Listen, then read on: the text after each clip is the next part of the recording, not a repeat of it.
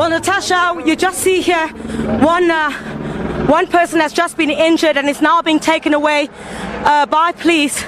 Just a few seconds before you came to us. Let's just have a word with this gentleman. Let's come through. What happened to you? I don't know what happened to you. I don't know what the fuck happened. These people just showed up from nowhere and started doing their shit on me. Damn, so many cameras.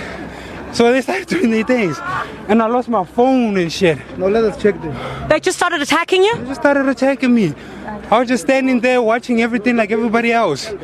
And then they just showed up from nowhere and just started attacking me. I'm even fuck. I had to freaking run. Well, we do apologize for some of the language there, but this is one of the South Africans now being taken away. He was just a few minutes ago attacked by the foreign nationals here. About more than, I must say, 20 of them. They're trying to take him to safety at this point, and the situation certainly remains very volatile between the locals and the foreign nationals. This one, just walking within this area, came under attack. And this is certainly the scene where police would want to get some of the locals away from this area, as there are heightened tensions between the two since this morning. And just a few minutes before you came to us there, Natasha, more rubber bullets. Also, police are shooting more rubber bullets. We saw the water cannon go through the streets just a few minutes ago as well. What police are trying to do at this point, as I indicated a few minutes ago, is they tried to move to the different areas. I'm going to try and bring you now a leader, one of the leaders of the foreign nationals here, and just ask him perhaps why they're not being allowed. So if I could just have a word with you for a few seconds. I saw that you were speaking to someone. What happened there? We see now that some of the locals are being attacked. That gentleman was just walking through here, and there are quite a number of people who just attacked him. The thing is that we just had someone is running there, and the people, they were saying that person is stole something there. But one of our community actually saved him from the attack of the people. And here, as a Somalian, but why are you attacking innocent people? He was just walking. Attacking innocent people. Nobody attack innocent people. Actually, we were trying to save him from other people, the crowd, whereby they don't know what happened. Actually, they wanted to attack him. We said don't attack him. And another thing, as a Somalian people, we don't deal with any drugs here in Pretoria. As Somalian people, we are very peaceful people. We don't want anything problem. We don't fight with any problem. We want a good relationship with South African people like before. Another thing, another issue is, as a Somalian people, we are being attacked by most of the South African people, and we are very innocent. Here, the way we stay in Pretoria, where we don't deal with drugs, we don't deal with any bad things. We do our business, and on top of that. So how are you planning? Let me come to you, sir. I see that you've been speaking to quite a number of the Somalis here. How do you plan to bring calm to make sure that the attacks, some of them that we've seen, we understand that there's a standoff between the locals and the foreign nationals, but how are you going to try and bring calm to ensure that the incident that we've just seen does not happen again? Now, this is our place for Somalian players where we stay. This is our property. We don't need to be any violence. What we need is for self-defense. We are not doing any violence. What I need to tell for the South African police or South African government, they must supposed to control with this thing because of our business. We live to the location. This is where we stay. This is our child where we stay. This is our mosque. This is the in front of the mosque before I told you mosque. But what we need, we are not doing any violence. You have to think about that. Somalian people and any other people to stay here. We are not doing any violence. We just need to do our self-defense. That's what we have a right. We need to die our place because of we are not going to be South African place. This is also South African place, but this is the way we stay. But what I need to tell, we must supposed to control for the South African government for this violence. If they didn't control with this violence, we're supposed to die our place because of we are not going to be anyway. That's what I need to tell us. Some of us, we do work.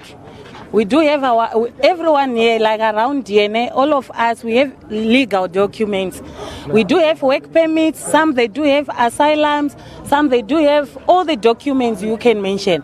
But what we can ask from South African government, they must move around, check the illegal immigrants. They must catch those ones.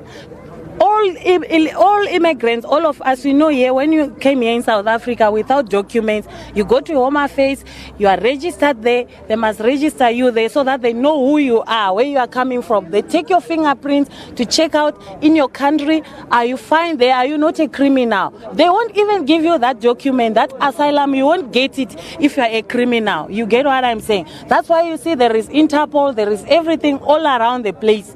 They catch all the criminals. But those without documents, yes, we do agree. All of us here, we do agree. Or without a document, if you are an immigrant, yes, you must be arrested because you have time to go and get registered and get a document that side. And here we come here to work. We are not here to fight. We are not here to do anything. And we also want to tell the government, they said this is an anti-drug and protest. This is not anti-drug protest anymore. Yes. It's a xenophobic. Yeah, because exactly. as we stay here, we don't do drugs, we don't do prostitution, and we don't sell anything illegal. We stay here legally, You can see and we are mostly from Somalia. We all do Ethiopian, Somalians. Yeah. If anyone who stay here, Malawians, they don't do drugs. We don't do any illegal things. Right, Natasha, essentially that's what the sentiment is here. Many of these foreign nationals now saying that this does not now appear to be an anti-drug or anti-prostitution march. They're saying now this is likened to xenophobia and are saying that they want the South African government to do something about this, but they continue to be running battles in this area between police and the space where we are, where the foreign nationals have gathered. They're saying this is where they've brought their goods after their shops were looted in the townships, and are now saying, accusing the South Africans or the locals of coming to this area and wanting to start trouble in this residential area where they stay. So police are moving to the different areas, the different streets, all those being policed at this stage. Water cannons, a couple of nyalas are also in this area. A number of rubber bullets have already been fired, and we just saw there one local as well. Some of the Somalis that tried to assist who also came under attack here. So what police are going to have to do in the next couple of hours is to try and ensure that the two sides don't come quite close to each other